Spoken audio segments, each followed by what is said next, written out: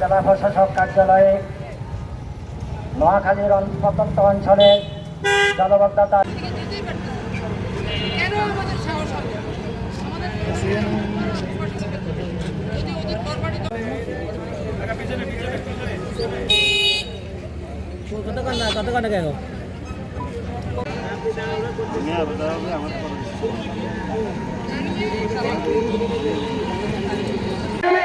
এবং দখল খালগুলোকে দখল মুক্ত করার নামে অসংখ্য টাকা পয়সা সরকারি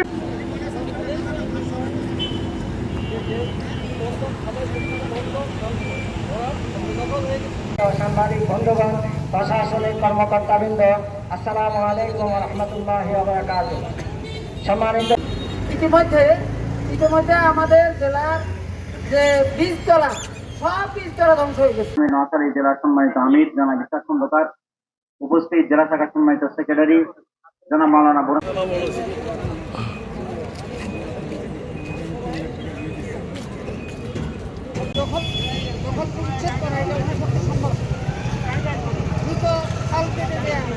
সম্ভব।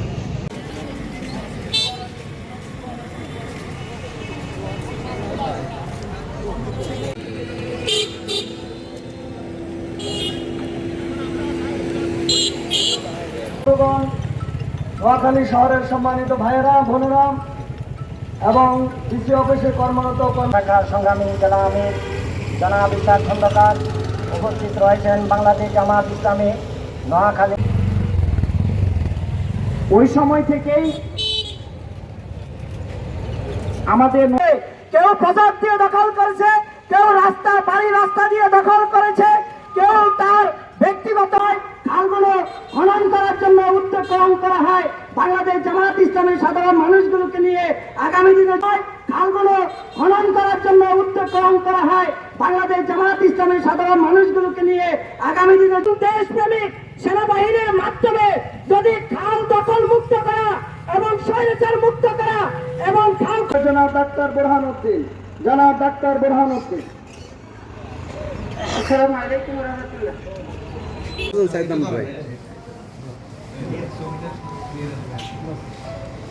বাধ্য হয়ে জেলা জামাতের উদ্যোগে মানববন্ধনের আয়োজন করেছি, কারণ মানুষের দুর্ভোগ আমরা এই বিষয়টি প্রশাসনকে বারবার বলার পরেও সমাধান না হয়, আমরা আজকে মানববন্ধনের মাধ্যমে প্রশাসন, জনগণ,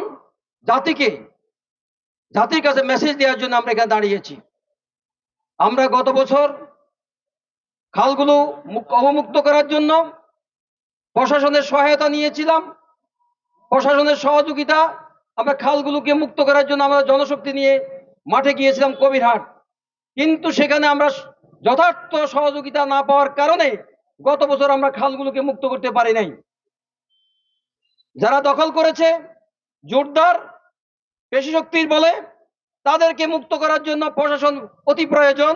আমরা সেই সহযোগিতা না পাওয়ায় মুক্ত করতে আমরা পারি নাই, এবং যতদিন পর্যন্ত খালগুলো মুক্ত করা না হবে, খালগুলোর মধ্যে পানির প্রবাহ সৃষ্টি করে না যাবে, ততদিন পর্যন্ত বৃষ্টি হলেই আমাদেরকে সারা নোয়াখালীতে জলাবদ্ধতার শিকার হইতে হবে।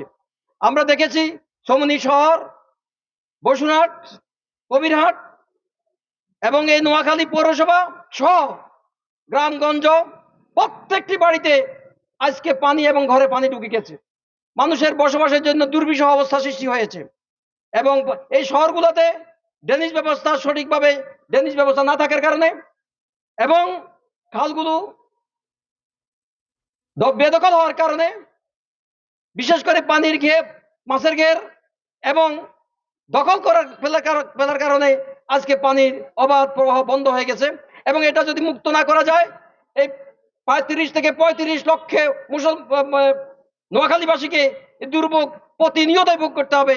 এই জন্য আমরা বিশেষভাবে প্রশাসনের উদ্যোগ নিয়ে আমাদেরকে নোয়াখালীবাসীকে মুক্ত করার জন্য এবং নোয়াখালীবাসীর দুর্ভোগ দূর করার জন্য আমরা উদাত্ত আহ্বান জানাচ্ছি। যদি এই ব্যবস্থা করা না হয়, তাহলে জনগণকে সাথে নিয়ে আমরা দুর্বার আন্দোলন সৃষ্টি করতে বাধ্য হব ইনশাআল্লাহ।